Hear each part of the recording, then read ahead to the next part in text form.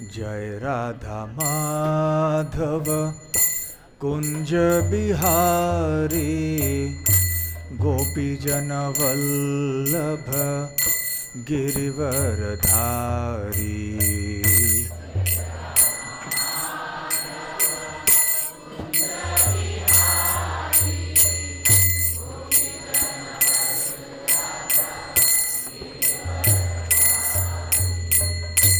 यशोदानंदन ब्रज जन रंजन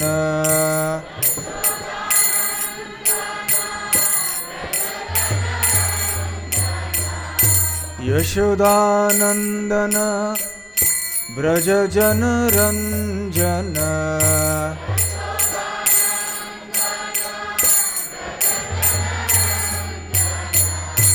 यमुना तीरावनचारी।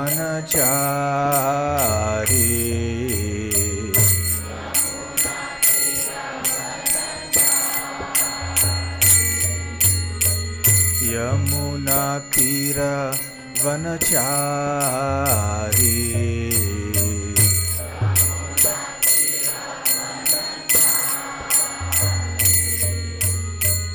जय राधा माधव कुंज बिहारी गोपी जन वल्लभ गिरिवरधारी।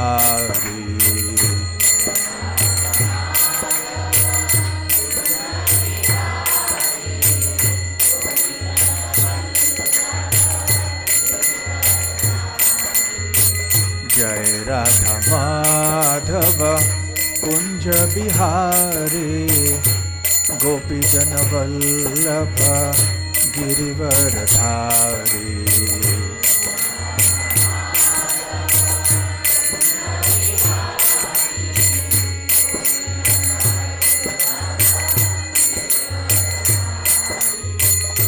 यशोदानंदन ब्रज जन रंजन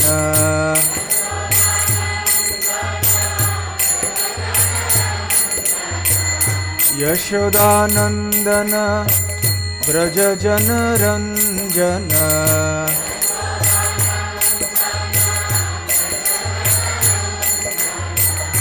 यमुना तीरावनचारी।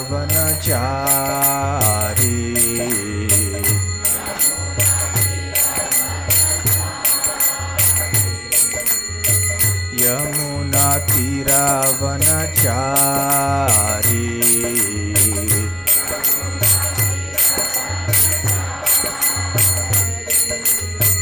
जय राधा माधव कुंज बिहारी गोपी जन Vallabh Girivardhari.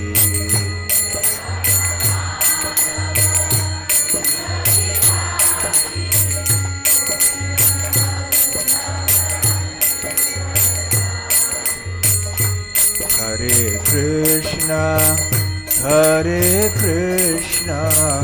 Krishna Krishna Hare Hare Hare Ram Ram Ram Hare Hare.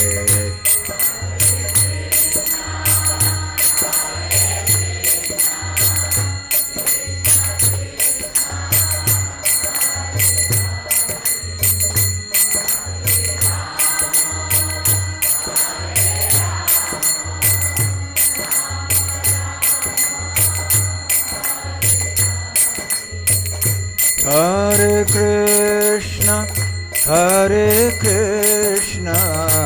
Krishna Krishna Hare Hare Hare Ram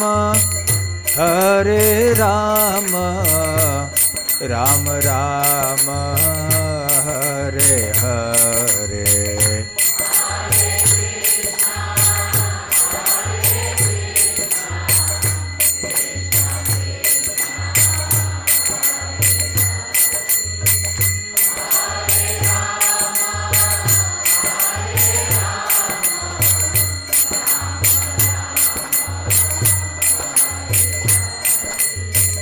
Hare Krishna Krishna Krishna Hare Hare Hare Rama Rama Rama Hare Hare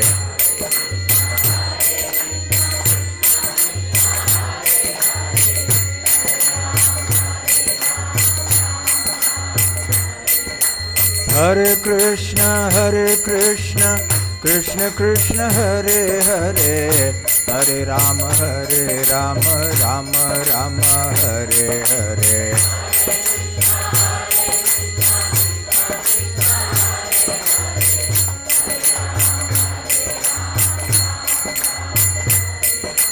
Hare Krishna Krishna Krishna Hare Hare Hare Rama Rama Rama Hare Hare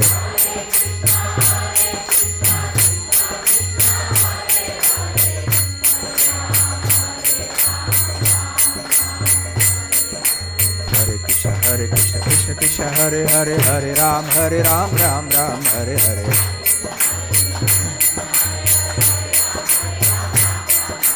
Hare Krishna Krishna Krishna Hare Hare Hare Rama Ram Ram Hare Hare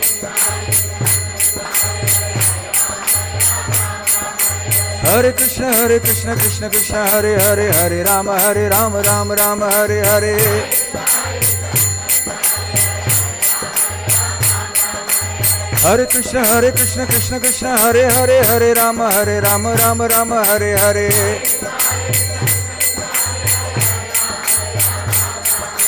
Hare Krishna Krishna Krishna Hare Hare Hare Rama Ram Ram Hare Hare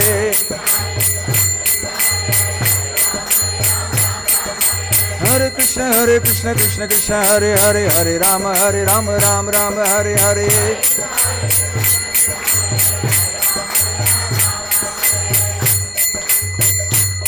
Jai Radha Gokulananda Radha Gokulananda Radhe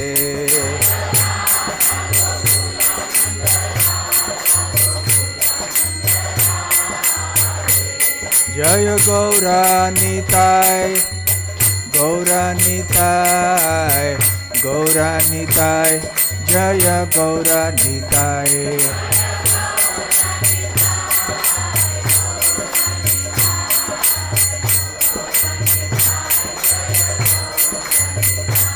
Jaya Jagannatha Jaya Baladeva Jaya Subhadra Jaya Sudarshana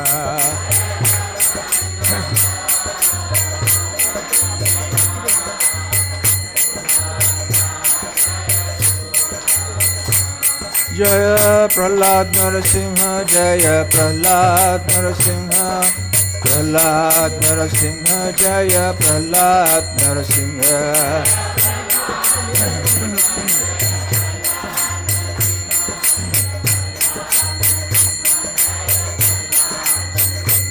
Jaya Lakshmi Narasimha Jaya Prahlad Maharaj Lakshmi Narasimha Jaya Prahlad Maharaj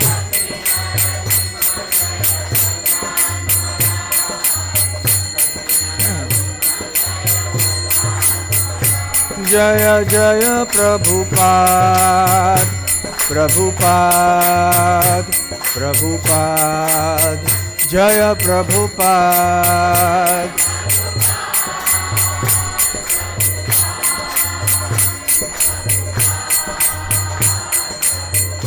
Nitai Gaura Hari Bol Hari Bol Hari Bol Nitai Gaura Hari Bol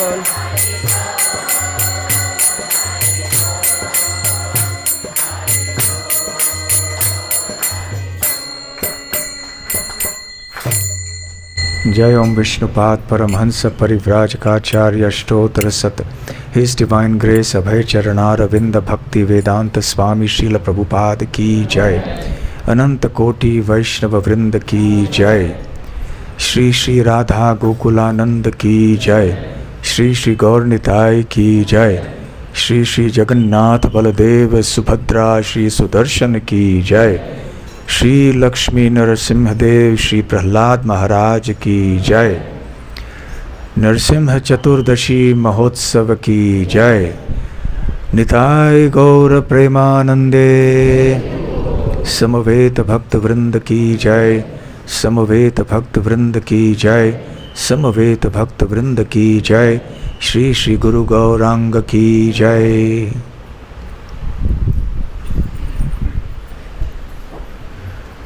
ओम ज्ञानतिमिरान्धस्य ज्ञानाञ्जनशलाकया चक्षुरुन्मीलितं येन तस्मै श्रीगुरवे नमः। श्रीचैतन्यमनोभीष्टं स्थापितं येन भूतले स्वयं रूप कदा मह्यं ददाति स्वपदान्तिकं। वन्देऽहं श्रीगुरो श्रीयुतपदकमलं श्रीगुरून् वैष्णवांश्च।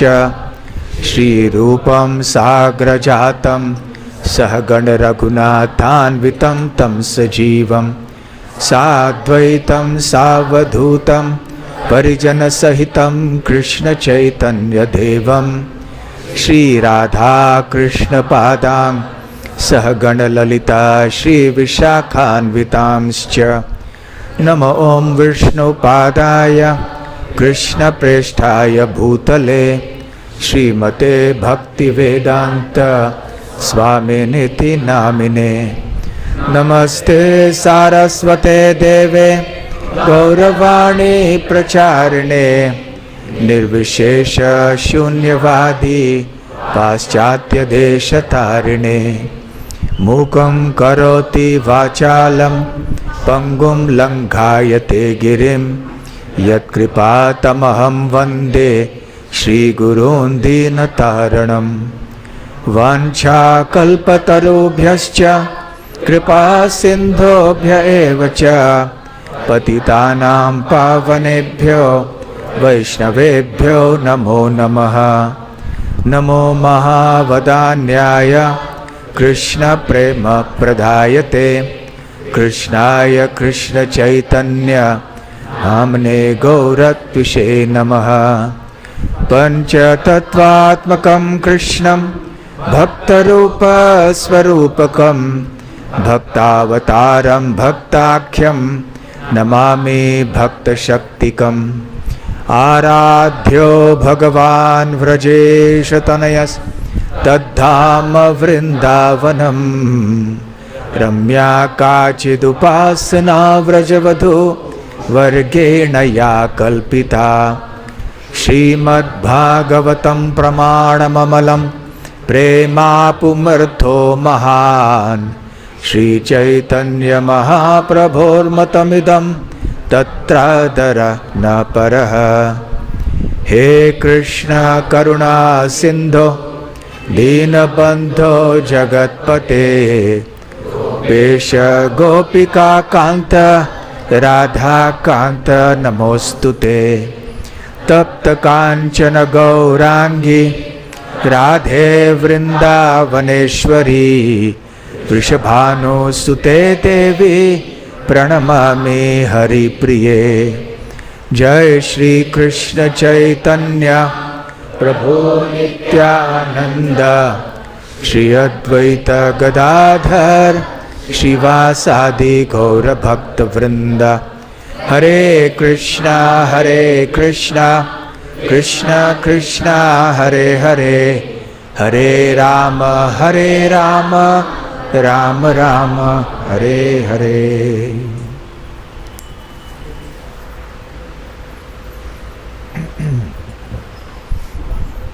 हरे कृष्णा।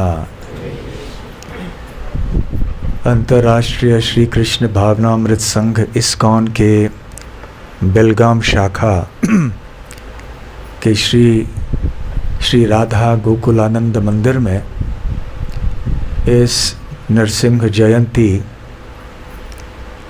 के उपलक्ष्य पे आप सबका हार्दिक स्वागत है। आज भगवान श्री नरसिंह देव का प्राकट्य दिन है। अपने प्रिय भक्त प्रहलाद की रक्षा करने के लिए वो एक बहुत ही अद्भुत और विचित्र रूप से प्रकट हुए। भगवान के संबंध में जो भी कुछ है वो सब अद्भुत और विचित्र है। विचित्र एक आश्चर्यजनक भाव से। कभी कभी हम नकारात्मक ढंग से भी किसी व्यक्ति के बारे में कहते हैं ये विचित्र आदमी है, परंतु ये नकारात्मक प्रयोग हो गया उस शब्द का। परंतु भगवान के संबंध में जब विचित्र शब्द का प्रयोग किया जाता है तो ये बहुत ही एक सकारात्मक शब्द है, जिसके द्वारा हमारे हृदय में एक आश्चर्य का भाव, एक चमत्कार का भाव उत्पन्न होता है। क्योंकि भगवान है ही ऐसे। चाहे भगवान का आप रूप देखिए, भगवान के नाम के बारे में हो, भगवान की लीलाओं के संबंध में हो, भगवान के भक्तों के बारे में हो, उनके धाम के बारे में हो, उनके गुणों के बारे में हो, ये सारी चीज़ें, ये सारे विषय बड़े अद्भुत हैं और आश्चर्यजनक चमत्कार उत्पन्न कराने वाले हैं। भगवान श्री कृष्ण जो वृंदावन में निवास करते हैं, उनमें ये चमत्कार को उत्पन्न करने वाले गुण अपनी पराकाष्ठा को प्राप्त करते हैं। वही भगवान श्री कृष्ण अपने आप को विभिन्न रूपों में प्रकट करते हैं। क्यों?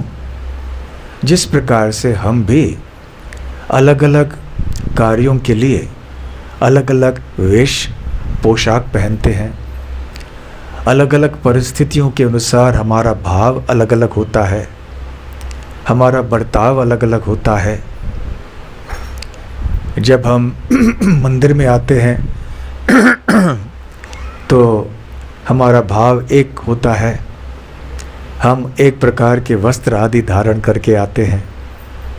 जब घर में होते हैं तो कुछ भाव अलग होता है, जब व्यापार के लिए जाते हैं कुछ अन्य वस्त्र ही पहन के जाते हैं, वहाँ भाव कुछ अलग होता है। जब कोई व्यक्ति खेल क्रीड़ा या कुछ करने जाता है तो और पोशाक पहन के जाता है। इस तरह से मनुष्य भी यहाँ पर इस भौतिक जगत में रहते हुए विभिन्न भावों को, विभिन्न वेशों को स्वीकार करते हैं। ऐसा नहीं है कि हर व्यक्ति का बर्ताव और उसकी बोलचाल हर परिस्थिति में हर समय एक जैसी ही होती है। कभी कभी हम हंसते हैं, कभी क्रोधित हो जाते हैं, कभी दुखी हो जाते हैं, हमारे भाव भी बदलते रहते हैं। तो ऐसा हमारे साथ क्यों होता है? क्योंकि हम चेतन जीव हैं। हम जड़ पदार्थों से नहीं बने हुए हैं। चेतन आत्मा ही इस जड़ शरीर को जीवित करता है, या ऐसे प्रतीत होता है कि ये शरीर जीवित हुआ है। तो ये चेतन आत्मा भगवान श्री कृष्ण का एक अंश मात्र है। इसलिए भगवान श्री कृष्ण जो परम चेतन व्यक्ति हैं, उनके अंदर जो भी गुण हैं वो जीव के अंदर भी विद्यमान होते हैं, परंतु बहुत कम मात्रा में। सारे के सारे गुण नहीं होते हैं, थोड़े गुण होते हैं, और वो भी कभी प्रकट होते हैं और कभी नहीं होते हैं, बहुत लेश मात्रा में। तो क्योंकि भगवान हमारे अंदर ये गुण हैं, अलग अलग भाव, अलग अलग रहन सहन इत्यादि, तो निश्चित रूप से भगवान के अंदर भी होने चाहिए। इसलिए भगवान श्री कृष्ण अपने आप को विभिन्न रूपों में प्रकट करते हैं।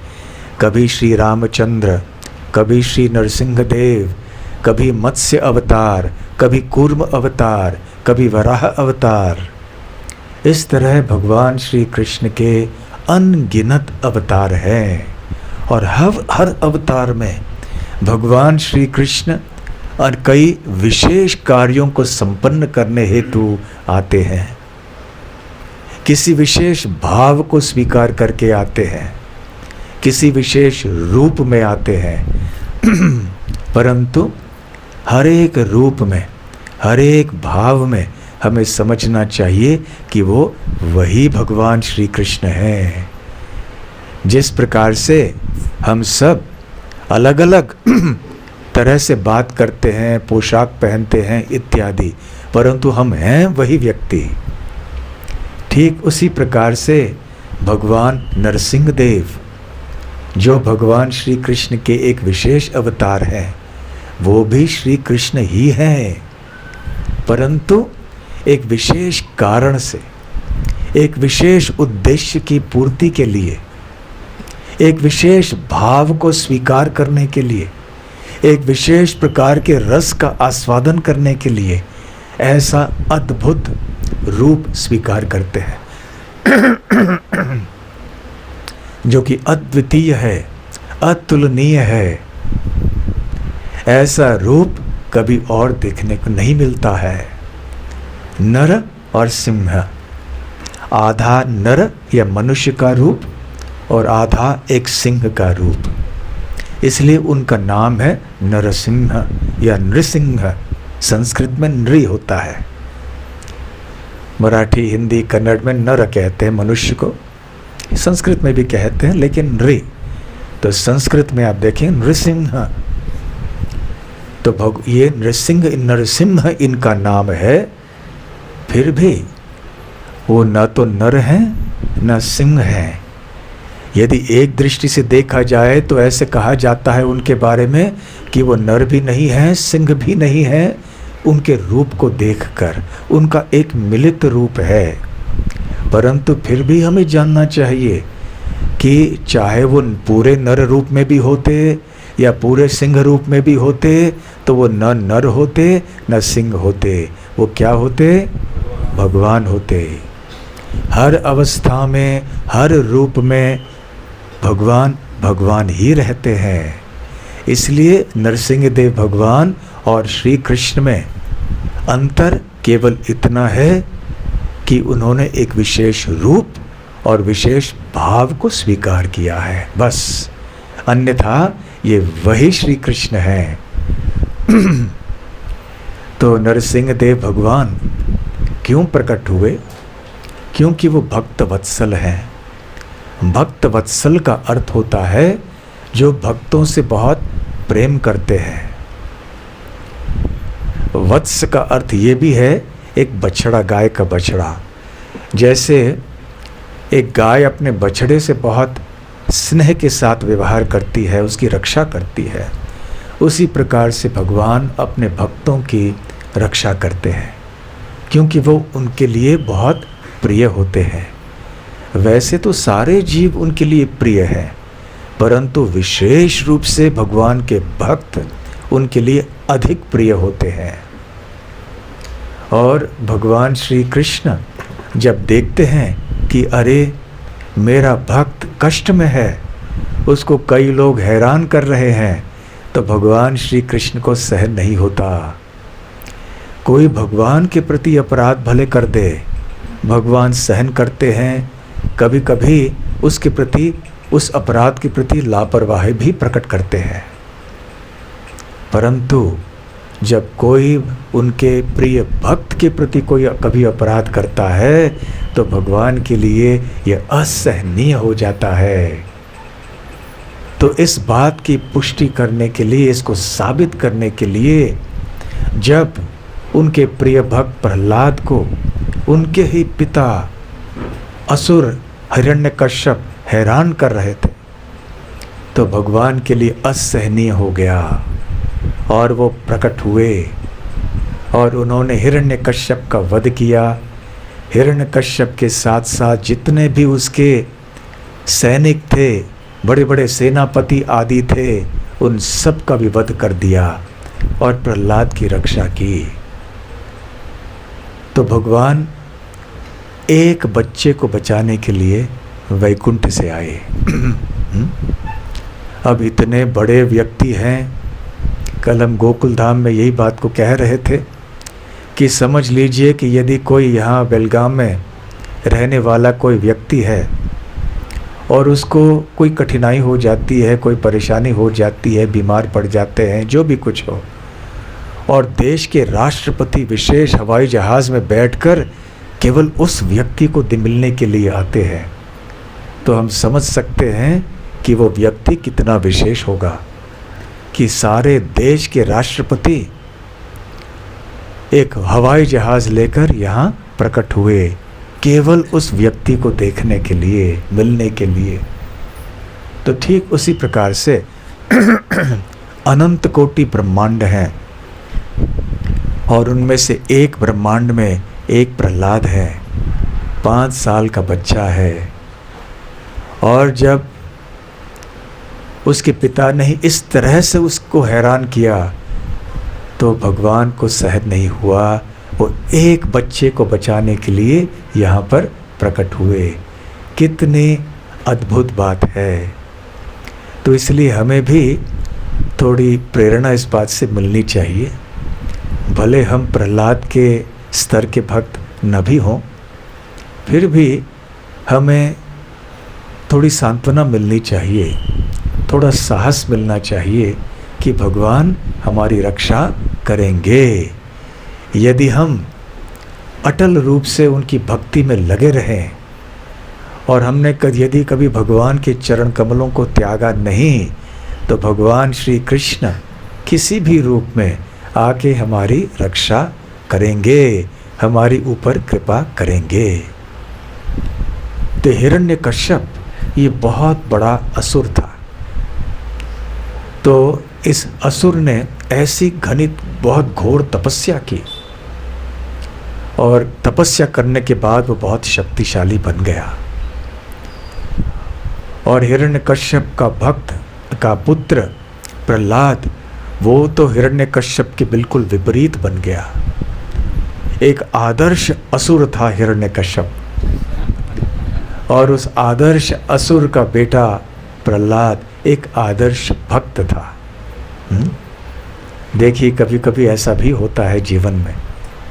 कभी कभी भक्तों के बच्चे भक्त हो जाते हैं, कभी कभी भक्तों के बच्चे भक्त नहीं बनते हैं, कभी अभक्तों के बच्चे भक्त बन जाते हैं। बहुत कुछ हो सकता है।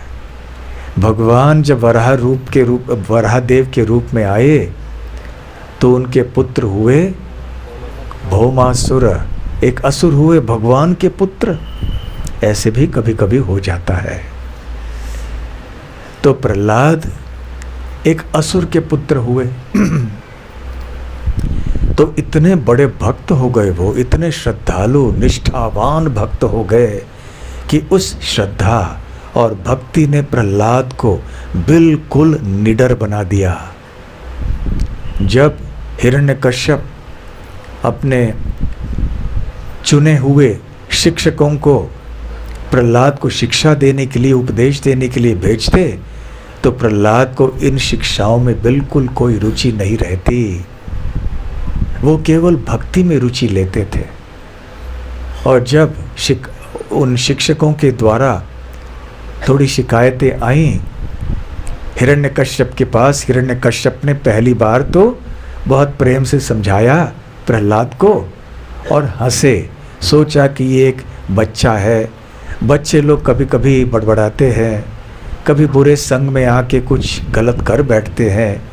तो शिक्षकों को उन्होंने कह दिया, ठीक से संभालो, कहीं ऐसा न हो कि मेरे शत्रु विष्णु के पक्ष से कोई आके मेरे बेटे को और खराब न करे।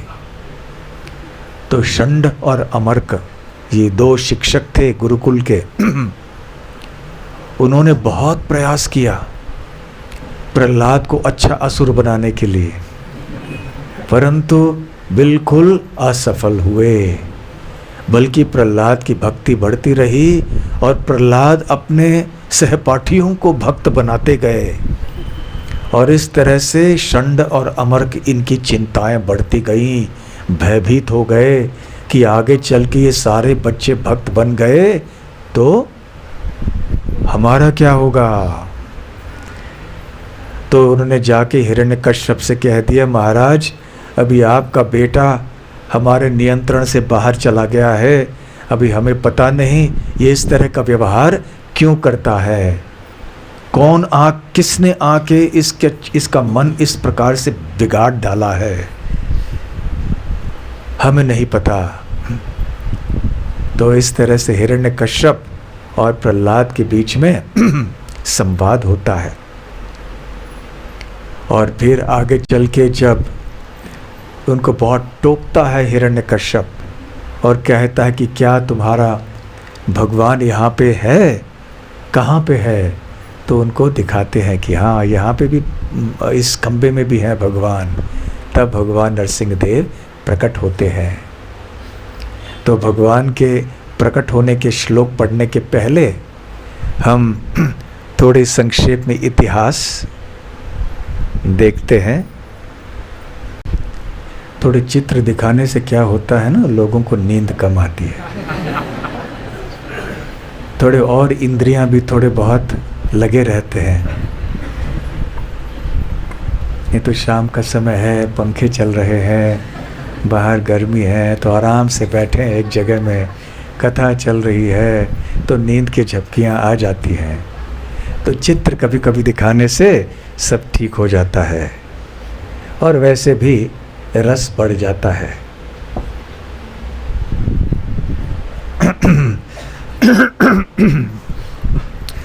तो तपस्या केवल भक्त लोग नहीं करते हैं, जो अभक्त होते हैं वो भी कभी कभी तपस्या करते हैं। कभी भक्तों से अधिक तपस्या करते हैं, परंतु गलत ढंग की तपस्या, गलत उद्देश्य से तपस्या करते हैं। तो इतिहास में ऐसे बहुत बड़े बड़े असुर हुए हैं, हिरण्यकश्यप जैसे। हिरण्यकश्यप ने ऐसी तपस्या की, घोर तपस्या कि सारे ब्रह्मांड में आश्चर्य की भावना फैल गई। उनका शरीर नहीं रहा और ब्रह्मा जी को प्रसन्न करने के लिए उन्होंने ये तपस्या की थी। चींटियों ने आदि उनका शरीर का सारा मांस, चर्बी आदि खा गए थे, फिर भी हिरण्यकश्यप के प्राण उसके हड्डियों में चल रही थी। सत्य युग में ऐसा संभव था। कलयुग में अन्न, प्राण अन्न में होता है, इसलिए अन्न नहीं मिलता है तो हम सुन्न हो जाते हैं। परंतु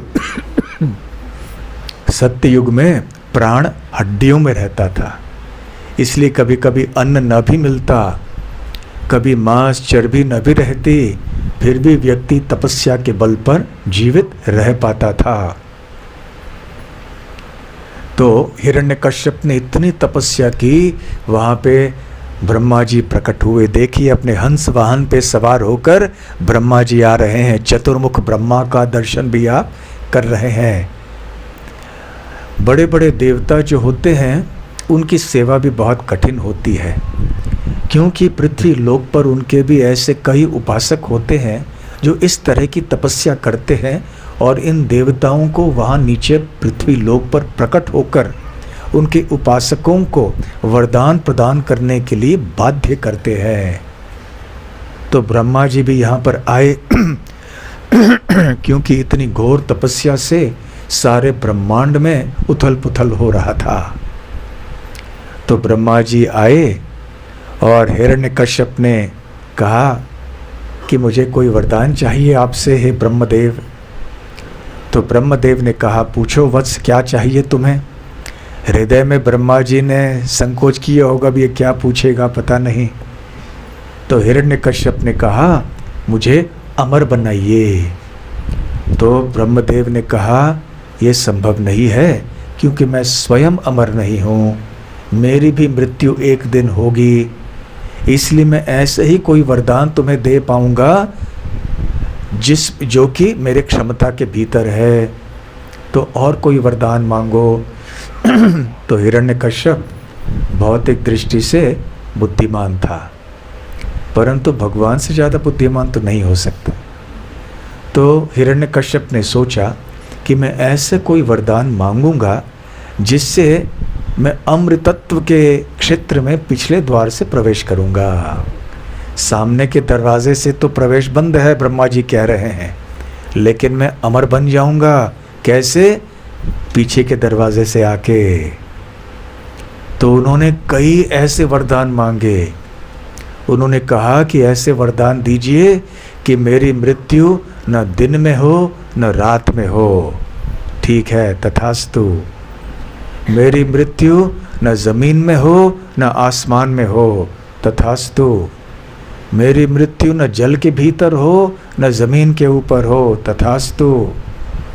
मेरी मृत्यु कोई अस्त्र से न हो, कोई शस्त्र से न हो, तथास्तु। मेरी मृत्यु कोई देवताओं के द्वारा, मनुष्यों के द्वारा, किन्नर इत्यादि इनके द्वारा न हो। ठीक है, तथास्तु।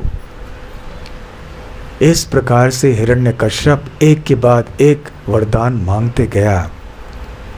और हिरण्यकश्यप की सोच ऐसी थी कि इस तरह से वरदान मैं मांगूंगा ताकि अमर ही बन जाऊंगा मैं।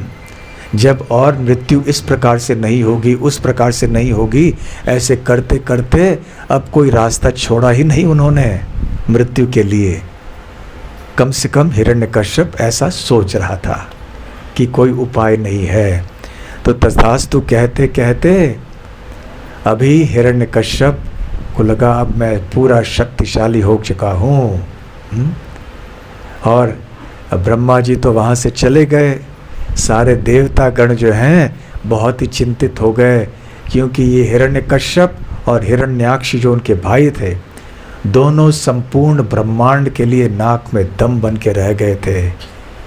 ब्रह्मांड के ऊपरी लोकों से लेकर निचली लोकों तक उन्होंने सबको हैरान करना शुरू कर दिया और पृथ्वी लोक के ऊपर वैदिक सभ्यता को पूरी तरह से नष्ट करने का प्रयास किया। यहाँ विष्णु की प्रसन्नता के लिए यज्ञ संपन्न करना बंद करवा दिया, वेदों का पठन बंद करवा दिया, गायों के, ब्राह्मणों की हत्या करने लगे।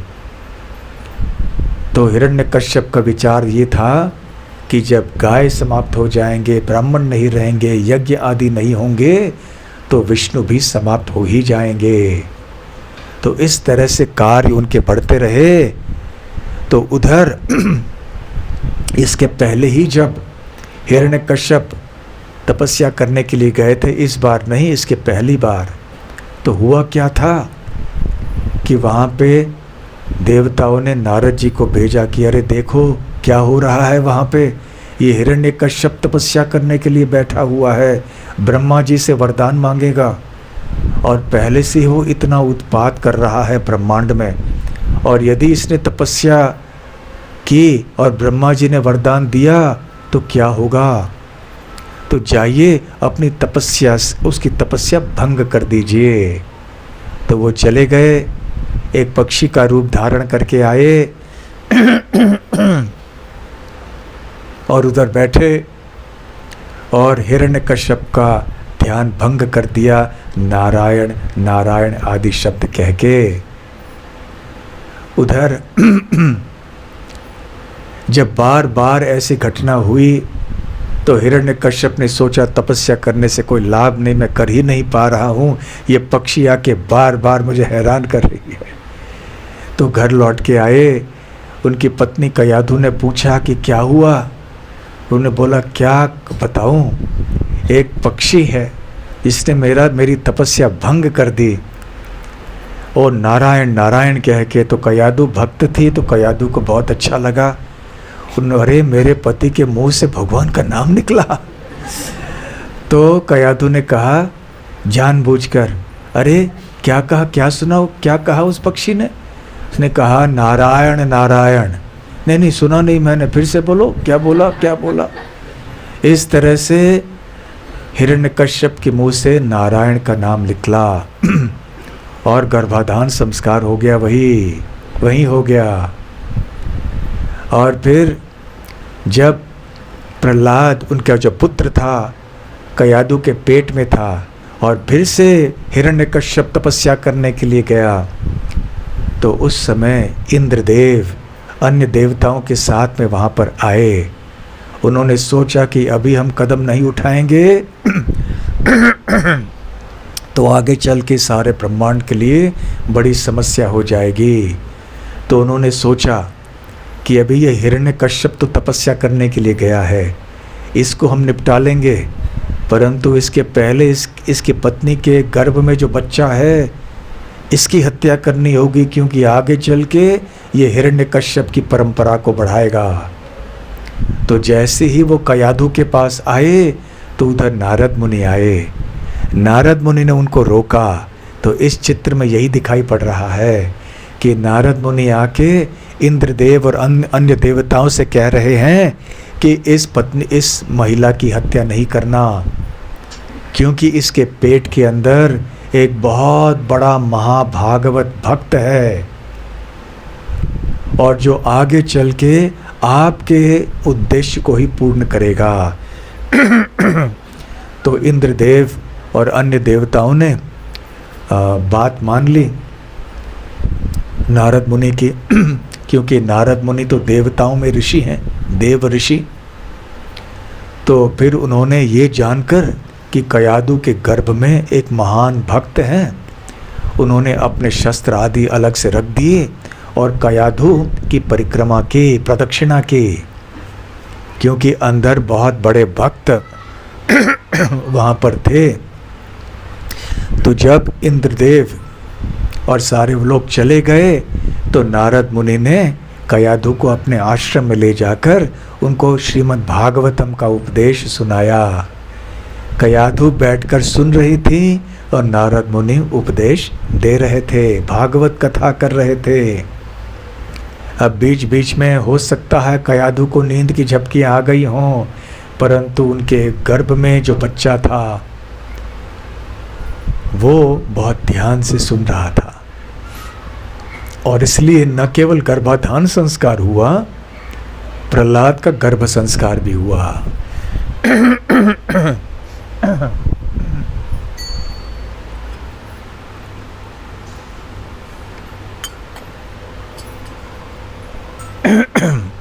गर्भाधान संस्कार होता है गर्भ धारण के पहले और गर्भ संस्कार होता है गर्भ धारण करने के बाद, जब बच्चा रहता है पेट में।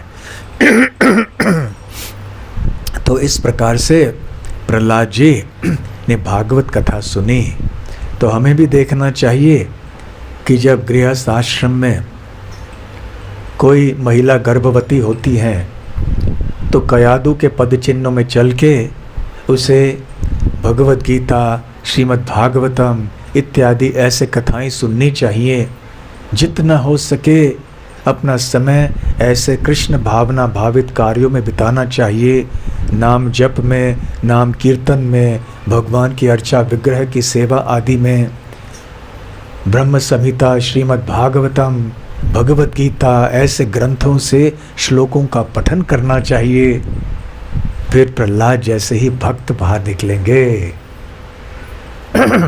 कभी कभी ऐसे कहने से भक्त लोग डर जाते हैं, नहीं भक्त चाहिए, प्रहलाद जैसा नहीं चाहिए।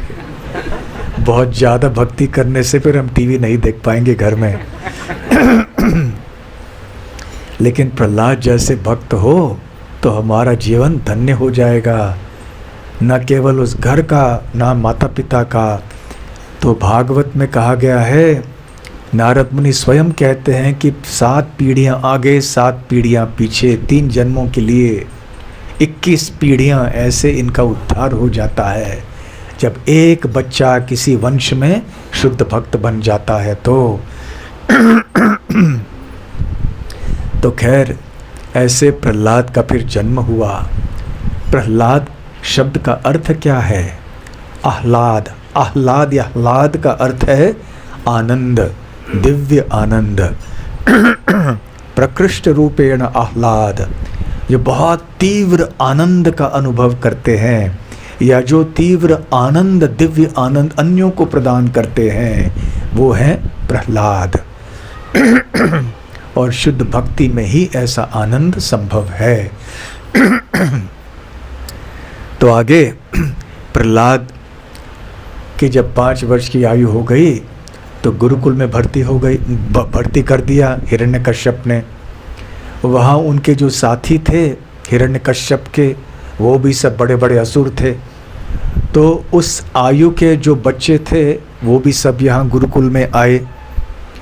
तो षंड अमर्क से बाकी बच्चे तो ध्यान से सुनते थे, परंतु प्रहलाद महाराज नहीं सुनते थे। वो तो अपने मन ही मन में भगवान विष्णु या भगवान कृष्ण का स्मरण किया करते थे।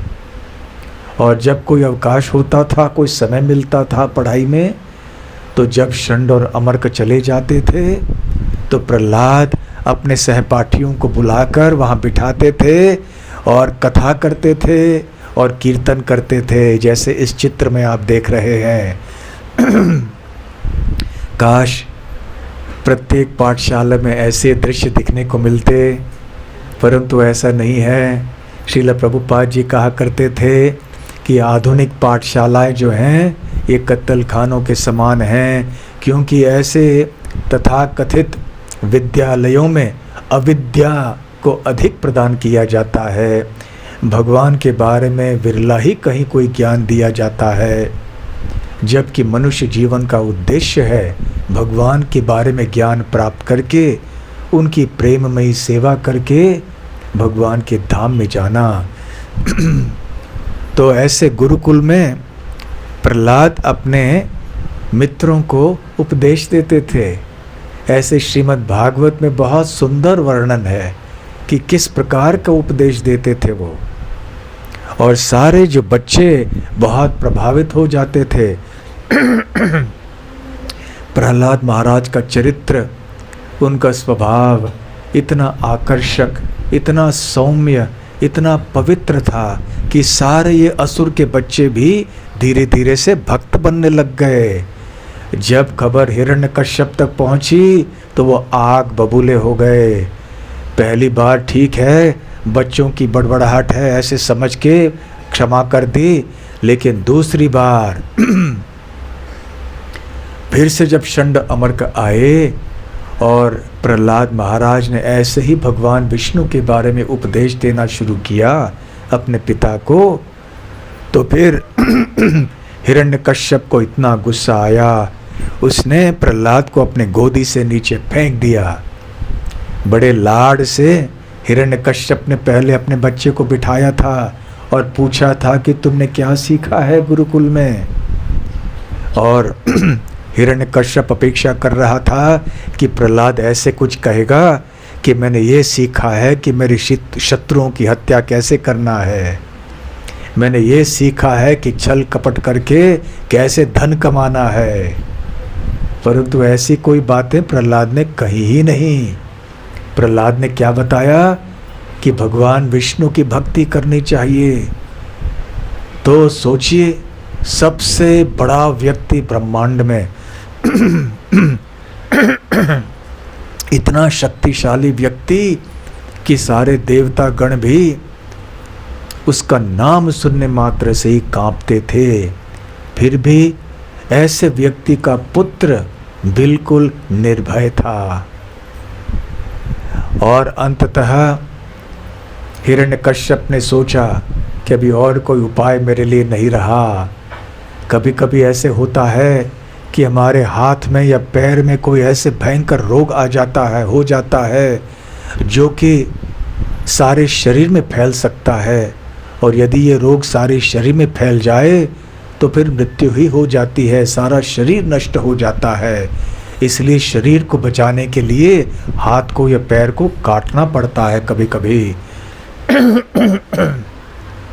इसलिए ये बच्चा मेरे अंग से उत्पन्न हुआ है, फिर भी इसने मेरे शत्रुओं का आश्रय लिया है, इसलिए इसको समाप्त करना चाहिए। तो हिरण्यकश्यप ने अपने सैनिकों से कहा कि जाओ इसकी हत्या करो। तो अनेक प्रकार से इन सैनिकों ने प्रहलाद की हत्या करने का प्रयास किया। कभी एक पहाड़ के ऊपर से बालक प्रहलाद को नीचे फेंक दिया। ये लीला कहाँ पे हुई आपको पता है? हम गए थे वहाँ पे। नहीं, अहोबिलम नहीं, सिंहाचलम, विशाखापट्टनम के पास में। वहाँ पहाड़ के ऊपर से हिरण्यकश्यप के सैनिकों ने बालक प्रहलाद को नीचे समुद्र में फेंक दिया, और प्रहलाद ने एक बार भी विरोध नहीं किया।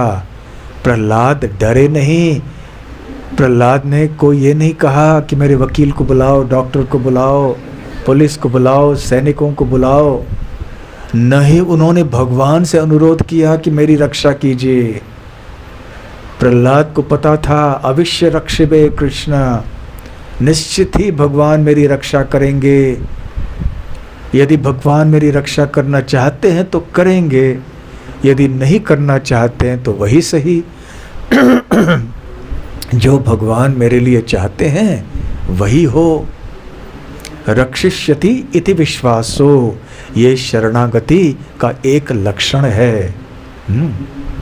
और प्रहलाद के बारे में श्रील प्रभुपाद जी ये बतलाते हैं, एक कहावत बंगला में, मारे कृष्ण राखे के, राखे कृष्ण मारे के।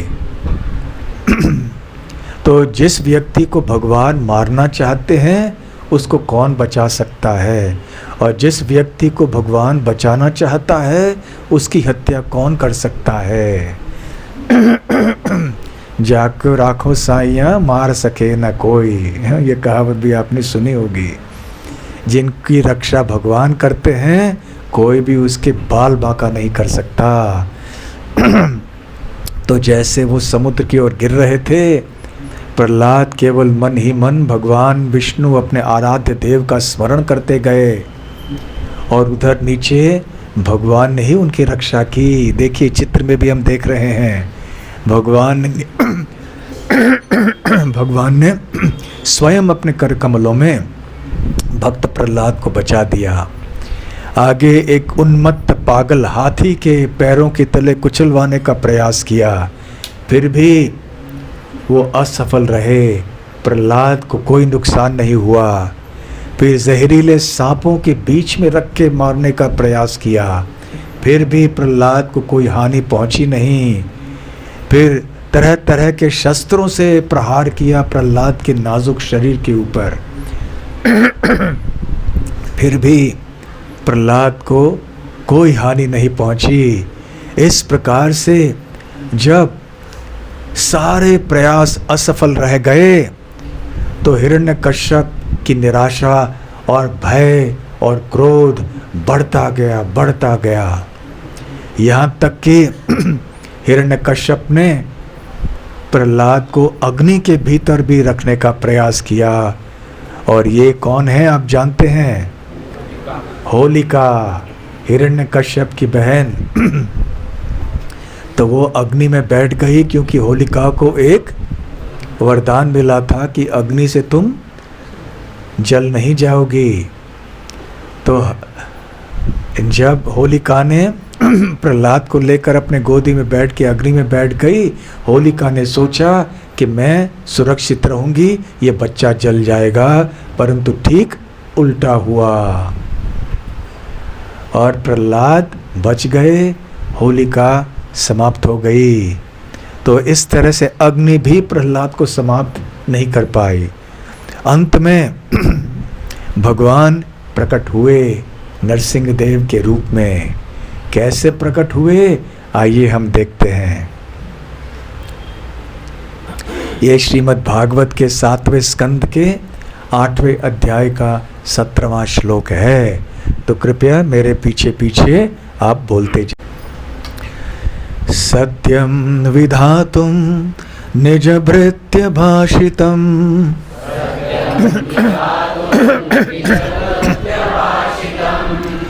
व्याप्तिं च भूतेष्वखिलेषु चात्मनः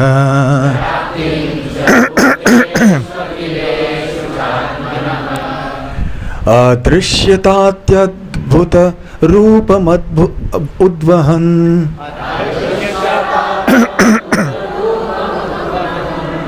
स्तंभे सभायां न मृगं न मानुषम् सत्यं विधातुं निज भृत्य भाषितम्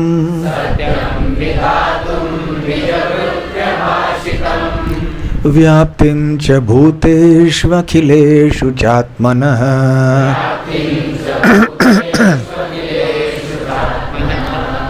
अदृश्यतात्यद्भुतरूपमुद्वहन्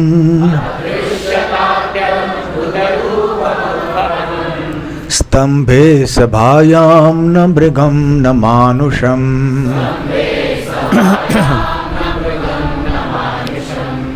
दो प्रभु जी, दो माता जी, बोलिए। श्रील प्रभुपाद द्वारा अनुवाद। अपने दास प्रहलाद महाराज के वचनों को सिद्ध करने के लिए कि वे सत्य हैं, अर्थात यह सिद्ध करने के लिए कि परमेश्वर सर्वत्र उपस्थित हैं, यहाँ तक कि सभा भवन के खंबे के भीतर भी पूर्ण पुरुषोत्तम भगवान श्री हरि ने अपना अभूतपूर्व अद्भुत रूप प्रकट किया। यह रूप न तो मनुष्य का था न सिंह का। इस प्रकार भगवान उस सभा कक्ष में अपने अद्भुत रूप में प्रकट हुए।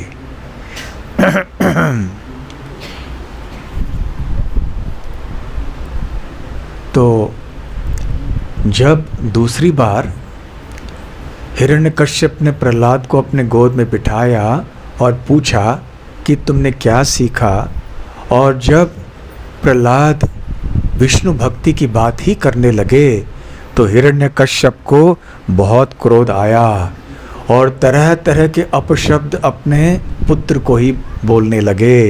हे दुर्विनीत मंदात्मन कुल भेद कराधम।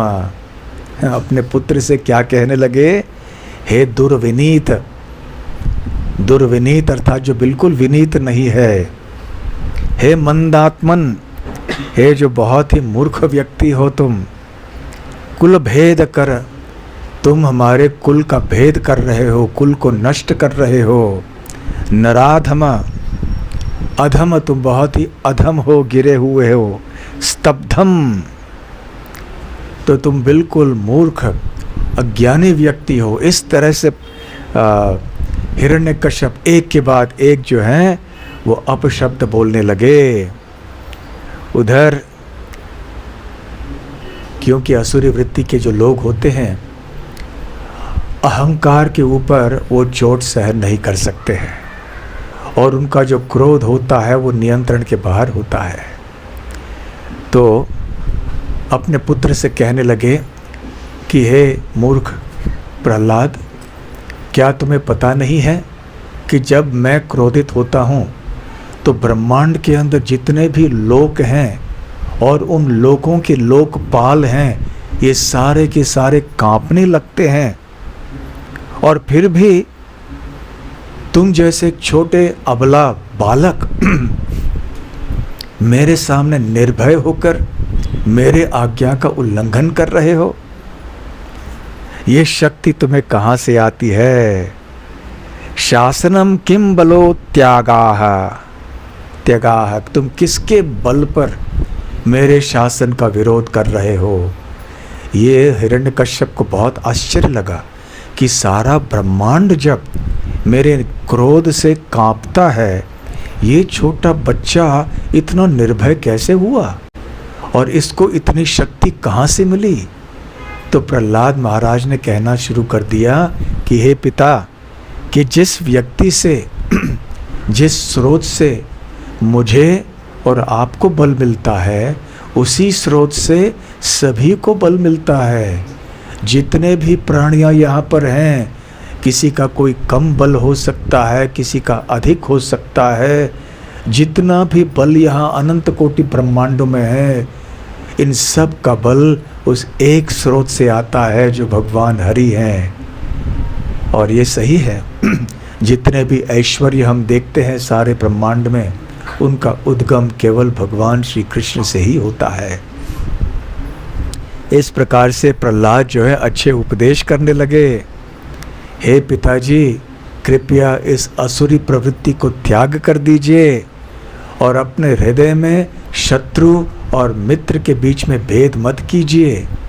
शत्रु तो केवल हमारा अनियंत्रित मन है, इसलिए इस मन को वश में कर लीजिए और अपने इंद्रियों को वश में करने के बाद आप देखेंगे कि आप शत्रु और मित्र में भेद नहीं करेंगे और आप परम अवस्था की प्राप्ति कर पाएंगे। चाणक्य पंडित बताते हैं कि मूर्ख लोगों को जब उपदेश देते हैं अच्छा, तो उनका क्रोध बढ़ जाता है। उपदेशो ही मूर्खाणाम प्रकोपाय स शांतये न शांतये। तो ऐसे मूर्ख लोगों को जब अच्छे उपदेश दिए जाते हैं तो उनका गुस्सा शांत नहीं होता है, बल्कि वो गुस्सा बढ़ जाता है। तो उसी प्रकार से प्रहलाद महाराज ने कितने सुंदर उपदेश दिए अपने पिता को कि आप भगवान कृष्ण की भक्ति कीजिए, परंतु हिरण्यकश्यप का गुस्सा बढ़ता गया। और फिर हिरण्यकश्यप ने कहा कि तुम इस तरह से बात कर रहे हो कि मानो इंद्रियों को वश में करने के संबंध में तुम मुझसे श्रेष्ठ हो। सही बात थी वो। प्रहलाद इंद्रियों को वश के करने में के संबंध में हिरण्यकश्यप से बहुत श्रेष्ठ थे, परंतु अहंकार के कारण हिरण्यकश्यप को लग रहा था कि इंद्रियों को वश में करने के विषय में मेरी बराबरी कोई नहीं कर सकता। तो अहंकार को इसलिए एक प्रकार का पागलपन बताया जाता है, मद। ये मद अर्थात जब आदमी नशे में होता है, पागल जैसा हो जाता है, कुछ भी बोलता है और कुछ भी सोच लेता है। और हिरण्यकश्यप भी ऐसे ही सोचने लगा। और फिर कहने लगा हिरण्यकश्यप, यस्त्वया मंदभाग्योक्तो मद अन्यो जगदीश्वरः। तुम्हारे द्वारा वर्णित ये कौन सा मेरे से अतिरिक्त जगत ईश्वर है, ये बताओ। तुम ऐसे किसी व्यक्ति का वर्णन कर रहे हो जिसका नाम तुम कहते हो वह हरि है, विष्णु है, और मेरे अतिरिक्त जगत का नियंत्रण करने वाला कोई व्यक्ति है? ऐसे व्यक्ति तुम बात कर रहे हो? मुझसे श्रेष्ठ कौन हो सकता है जगत के नियंत्रण करने में? क्वासव, कहाँ है ऐसा जगत ईश्वर जो मुझसे श्रेष्ठ है? और यदि सह सर्वत्र, यदि ऐसा हरि या विष्णु सब जगह उपस्थित है, कस्मात् स्तंभेन दृश्यते, फिर ऐसा क्यों है? क्या ये ऐसा है कि वो खंबे में भी है, तो खंबे में क्यों नहीं दिखाई दे रहा है ऐसा तुम्हारा आराध्य देव? अब श्रील प्रभुपाद जी अपने तात्पर्य में बताते हैं कि जैसे ही हिरण्यकश्यप अपने प्रिय बालक, अपने प्रिय हिरण्यकश्यप के लिए तो प्रिय भी नहीं रहे, भगवान के लिए प्रिय थे, तो वो बहुत अपशब्द बोले जा रहा था। तो अचानक प्रहलाद, जो कि बड़ी विनम्रता से हाथ जोड़ के खड़ा था, प्रहलाद ने सामने वाले खंभे में देखा कि अरे यहाँ मेरे भगवान प्रकट हो गए हैं, ये उपस्थित हैं, इस खंभे के भीतर हैं। प्रहलाद स्पष्ट रूप से भगवान का दर्शन कर पा रहे थे खंभे के भीतर, परंतु हिरण्यकश्यप दर्शन नहीं कर पा रहा था, क्योंकि जिसकी आंखों के सामने भगवान की माया का पर्दा होता है वो भगवान को न देख सकता है, न समझ सकता है, न वो भगवान के बारे में कोई कथा सुनना पसंद करता है। तो उस समय जब हिरण्यकश्यप ने देखा कि प्रहलाद से मैं बात कर रहा हूँ, और जब मैं प्रहलाद से बात कर रहा हूँ, प्रहलाद को मेरी ओर देखना चाहिए, परंतु मेरी ओर न देख के वो इस खंबे को देख रहा है। तो इस समय उन्होंने कहा, क्वासौ, कहाँ है, क्वः स असौ, कहाँ है तुम्हारा ये परम सत्य भगवान? यदा स सर्वत्र, यदि सब जगह हैं, कस्मात् स्तंभे न दृश्यते, तो यहाँ पे इस खंबे में क्यों नहीं दिख रहे हैं? जहाँ जिस खंबे को तुम देख रहे हो तो वहाँ पे क्यों नहीं दिखाई दे रहे हैं? और उस समय क्या हुआ आगे चल के? हिरण्यकश्यप कहने लगा, क्योंकि तुम इतना बकवास कर रहे हो तो मैं समझ रहा हूँ कि अब इस समय आ गया है, तो मैं क्या करने वाला हूँ? शिरः कायाद हरान हरामीते, मैं तुम्हारे सर से, तुम्हारे काया से तुम्हारे सर को अलग करने वाला हूँ। तुम ऐसे एक व्यक्ति की तरह बात कर रहे हो जो मृत्यु के द्वार पे खड़ा है, जो कि मृत्यु को पुकार रहा है। और इस तरह से हिरण्यकश्यप ने क्या किया, अपने तलवार को बाहर निकाला, परंतु तलवार का प्रयोग नहीं किया। वो उस खंभे के पास आया और स्तंभम तताड़ अति बलह स्वमुष्टिना, बड़े उस स्तंभ को, स्तंभम मतलब स्तंभ को उन्होंने क्या किया, तताड़ प्रहार किया उसके ऊपर। कैसे, अति बलह बहुत बल लगा के, स्वमुष्टिना मुक्का प्रहार किया उस खंबे के ऊपर। और हिरण्यकश्यप तो बहुत बलवान था, तो अपनी सारी शक्ति लगा के हिरण्यकश्यप ने उस खंबे के ऊपर मुक्का प्रहार किया। और जैसे ही मुक्का प्रहार किया तो वहाँ से एक ऐसी भयंकर ध्वनि आई कि इसके पहले की अभूतपूर्व ध्वनि, जिसको पहले किसी ने सुनी नहीं थी। निनदो अति भीषण, निनद अर्थात ध्वनि, अति भीषण ऐसी ध्वनि उत्पन्न हुई। तस्मिन अर्थात वहाँ से, उस खंबे के भीतर से एक अति भीषण ध्वनि उत्पन्न हो गई। बभूव येन अंडकट अहम अस्फुटत, ये अंडकुटम अर्थात ये जो ब्रह्मांड का आवरण है, ऐसे प्रतीत हुआ कि अस्फुटत, कि ब्रह्मांड का आवरण मानो फूट गया है। ऐसी ध्वनि वहाँ पे सुनाई पड़ी। और फिर सारे देवगण भी जो अपने अपने लोकों में निवास कर रहे थे, स्वर्गलोक हो इत्यादि, वो भी कांपने लग गए। वो भी सोचने लग गए कि अरे हमारे ब्रह्मांड, हाँ हमारा जो धाम है वो नष्ट होने जा रहा है।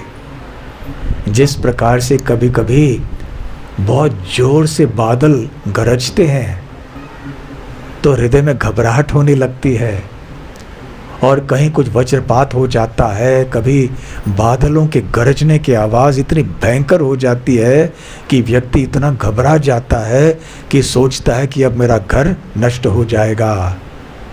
ठीक उसी प्रकार से सारे देवगण जो अपने अपने लोकों में निवास कर रहे थे, वो भी सोचने लगे अब सब कुछ समाप्त हो गया। और उधर सभा में स्थित हिरण्यकश्यप और उसके साथियों ने इस अद्भुत ध्वनि को सुनी, परंतु उनको समझ नहीं आया कि ये ध्वनि कहाँ से आ रही है। सबके हृदय में भयंकर एक घबराहट उत्पन्न हो गई और इधर उधर देखने लगे कि ये ध्वनि कहाँ से आ रही है, उनको पता नहीं चला। और अनेक लोग गिर पड़े वहाँ पर सभा में, इस ध्वनि को सहन नहीं कर पाए।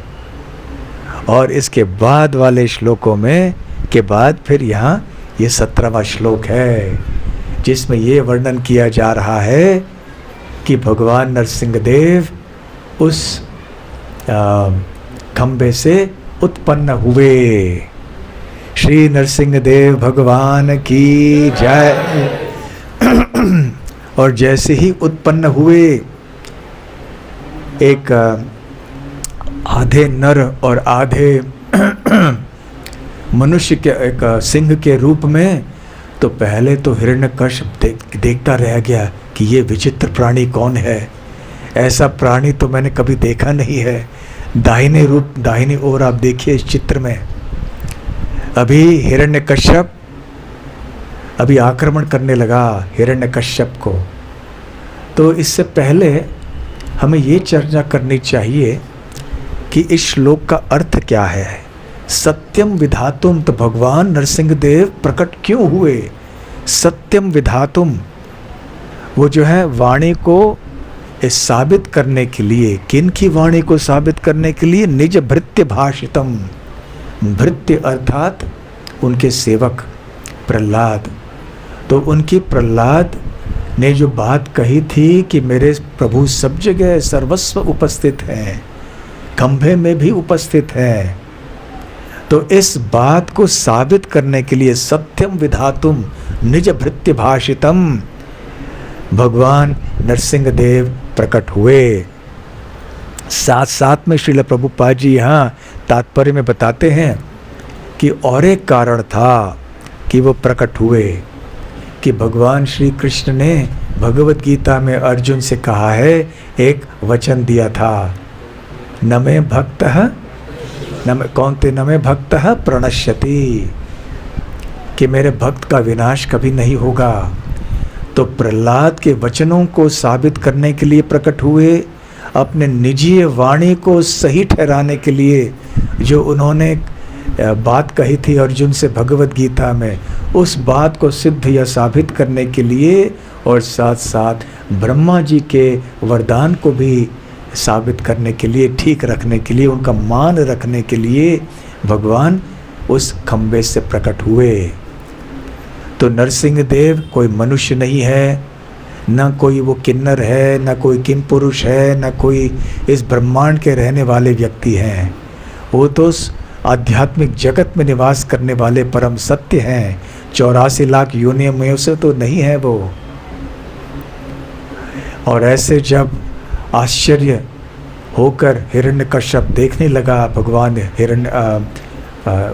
नरसिंह देव को, तो एक भयंकर युद्ध वहाँ पे शुरू हो गया।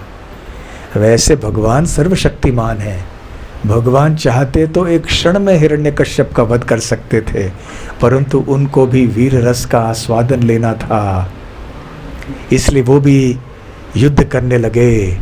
हिरण्यकश्यप बहुत निपुण था युद्ध में। कभी बिजली के गति से, कभी यहाँ कभी वहाँ, इस दिशा से उस दिशा से भगवान की ओर आके आक्रमण करता था।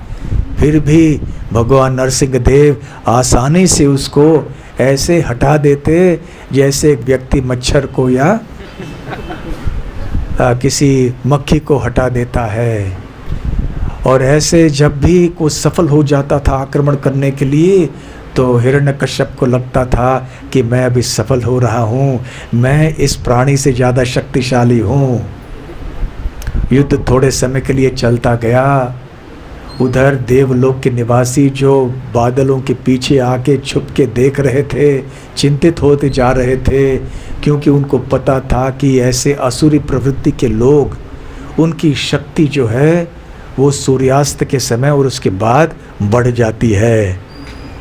परंतु भगवान नरसिंह देव खास करके सूर्यास्त के समय के लिए राह देख रहे थे। क्यों? क्योंकि ना वो दिन का समय है न रात का समय है। और फिर उन्होंने हिरण्यकश्यप को उठाया और अपने गोदी में रख दिया और जाके हिरण्यकश्यप के राजमहल की सीढ़ियों में बैठ गए। तो वो न घर के अंदर था न घर के बाहर था, अपनी गोद में बिठाया। न वो ज़मीन पे था, न आसमान पे था, न जल पे था। और उन्होंने अपने नखों से, अपने नाखूनों से प्रहार किया हिरण्यकश्यप के ऊपर। ये नाखून है, ये न तो जीवित है न मृत है, क्योंकि हिरण्यकश्यप ने शर्त रखा था कि न कोई मृत व्यक्ति, न वस्तु, न कोई जीवित व्यक्ति से मेरी मृत्यु होनी चाहिए। तो नख जो होता है, नाखून होता है ना हमारा, ये जीवित भी नहीं है और मरा हुआ भी नहीं है। मरा हुआ नहीं है क्योंकि ये बढ़ता है, काटना पड़ता है, परंतु फिर भी ये मृत माना जाता है। तो ठीक उसी प्रकार से नरसिंह देव भगवान ने किसी शस्त्र का प्रयोग न करके केवल अपने नाखूनों से हिरण्यकश्यप के वक्षस्थल को फाड़ दिया। और फाड़ कर उन्होंने जो अथड़ियाँ हैं हिरण्यकश्यप के, उनको लेकर अपने गले में ही डाल दिया एक हार के रूप में। तो हमें यूँ नहीं सोचना चाहिए कि ऐसा भयंकर कार्य भगवान ने किया, ये तो बड़ा तामसिक कार्य है। कभी कभी कोई चाकू से दूसरों की हत्या करते हैं, हथड़ियाँ निकाल देते हैं, ऐसे भयंकर चीज़ें कभी कभी सुनने में आते हैं।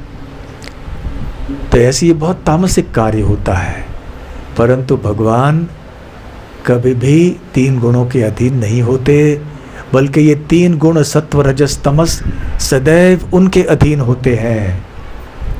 तो भगवान नरसिंह देव ने जब इस प्रकार से अथड़ियाँ निकालकर इन अथड़ियों को हार के रूप में पहन लिया, फिर भी ये एक दिव्य कार्य है, क्योंकि ये भगवान ने संपन्न किया। और फिर हिरण्यकश्यप की हत्या करके उन्होंने हिरण्यकश्यप के शरीर को धकेल के नीचे रख दिया। उधर सेना आ गई हिरण्यकश्यप की, और बड़े आसानी से उन्होंने अपने नाखूनों मात्र से, कभी हाथों से, कभी कुछ, इन सब का विनाश कर दिया, इन सब का उद्धार भी कर दिया। और उसके बाद वो अपने हिरण्यकश्यप के आसन में जाके बैठ गए, सिंहासन पर। किसी ने निमंत्रण नहीं दिया कि आके आप बैठिए। सब लोग इतने घबराए हुए थे कि किसी के मन में बात सोची नहीं, किसी को साहस भी नहीं हुआ कि भगवान को कहें, निमंत्रण दें कि आप बैठ जाइए। इसलिए स्वयं जाके बैठ गए भगवान, और वहाँ बैठे, और एक सिंह तो गरजता है ना, तो भगवान भी गरजने लगे बैठ के। अभी वीर रस का आस्वादन किया था, इतना क्रोध आया था भगवान को कि ऐसा अभूतपूर्व क्रोध है ये, न कोई ऐसा क्रोध कभी भी प्रकट कर सकता है, न आज तक किसी ने किया है। हम जब गुस्से में आ जाते हैं या हमारे घर में कोई गुस्सा करता है, हमें लगता है कि ऐसा गुस्सा और कहीं नहीं होगा। एक बार किसी भक्त ने प्रभुपाद जी से पूछा, मुझे बहुत गुस्सा आता है तो क्या करना चाहिए? तो श्रील प्रभुपाद जी ने कहा था, भगवान नरसिंह देव के गुस्से के बारे में भी सोचो और श्रवण करो, स्मरण करो, तुम्हारा गुस्सा मिट जाएगा। तो जब अगली बार हमें गुस्सा आता है तो हमें भगवान के नरसिंह देव के गुस्से को याद करना चाहिए, हमारा गुस्सा कम हो जाएगा। कम से कम भगवान नरसिंह देव के गुस्से से डर के हमारा गुस्सा कम हो जाना चाहिए। फिर उधर सारे देवगण भी आए, शिव जी थे, ब्रह्मा जी थे, इंद्र चंद्र वरुण सब थे, परंतु कोई भी आगे जाने का साहस नहीं कर रहा था। सब लोग डर रहे थे भगवान नरसिंह देव से। फिर उन्होंने प्रहलाद से कहा, प्रहलाद भाई तुम जाओ, आप जाओ, आप जाओ। और प्रहलाद बिल्कुल निडर होकर क्षमा कीजिए, भगवान नरसिंह देव के सामने आए। नरसिंह देव ने जैसे ही प्रहलाद को सामने देखा, उनका पूरा गुस्सा शांत हो गया, और उन्होंने फिर अपने करकमल प्रहलाद के सर के ऊपर रखे, प्रहलाद को आशीर्वाद दिया, और पूरे शांत रूप में भी बैठ गए। अभी उनका क्रोध समाप्त हो चुका था, अपने भक्त की रक्षा की थी, अपने भक्त को परेशान हैरान करने वाले व्यक्तियों की हत्या भी उन्होंने कर दी थी। अब भगवान का हृदय शांत हो गया, और अपने प्रिय भक्त प्रहलाद का दर्शन करके वो बहुत प्रसन्न हो गए। इस प्रकार से भगवान ने साबित कर दिया कि मैं अपने भक्तों की रक्षा करने के लिए अवश्य प्रकट होता हूँ। और आगे चल के फिर प्रहलाद महाराज ही राज सिंहासन पर बैठे, और उन्होंने अनेक वर्षों तक भगवान नरसिंह देव की कृपा से राज्य को संभाला। इस प्रकार से श्रीमद् भागवतम के 7वें स्कंद में शुकदेव गोस्वामी ने भगवान नरसिंह देव के प्राकट्य और प्रहलाद महाराज के दिव्य गुणों का बहुत ही सुंदर दिव्य वर्णन किया है। भगवान नरसिंह देव की जय, भक्तराज प्रहलाद महाराज की जय, श्री नरसिंह जयंती महोत्सव की जय, गौर प्रेमानंदे हरि हरि बोल, श्रील प्रभुपाद की जय। हरे कृष्णा। तो आज मैं विशेष रूप से धन्यवाद देना चाहूँगा, और केवल आज के उत्सव में नहीं, प्रत्येक उत्सव में उन भक्तों का जो यहाँ श्रृंगार करते हैं, भगवान के सिंहासन के ऊपर रात भर रह के सजाते हैं भगवान के श्री विग्रह को, भगवान के सिंहासन को, साथ साथ मंदिर को भी सजाते हैं। और उन भक्तों को भी हम धन्यवाद देना चाहते हैं जिन्होंने अभिषेक आदि के लिए, अन्य पूजा विधि आदि के लिए तैयारी की, व्यवस्था की। और हम उन भक्तों को कैसे भूल सकते हैं जो रसोई घर में रह के हम सबको बड़ी दावत, बड़ा फीस्ट देने के लिए वो तैयारी कर रहे हैं इतने घंटों से। उनको तो विशेष धन्यवाद देना चाहिए। और जिन भक्तों ने भी आज के उत्सव को संपन्न करने के लिए सेवा की है, आप सबको हार्दिक धन्यवाद। और साथ साथ यदि आप सब यहाँ आए नहीं होते तो यहाँ उत्सव कैसे होता, इसलिए आपको भी हार्दिक धन्यवाद। मुझे लगता है कि आज कोई सोया नहीं प्रवचन में, शायद भगवान नरसिंह देव के डर से किसी को नींद भी नहीं आई आज। तो आप सबको भी बहुत बहुत धन्यवाद। हरे कृष्ण कृष्ण कृष्ण हरे हरे, हरे राम राम राम हरे हरे। धन्यवाद। हरे कृष्ण।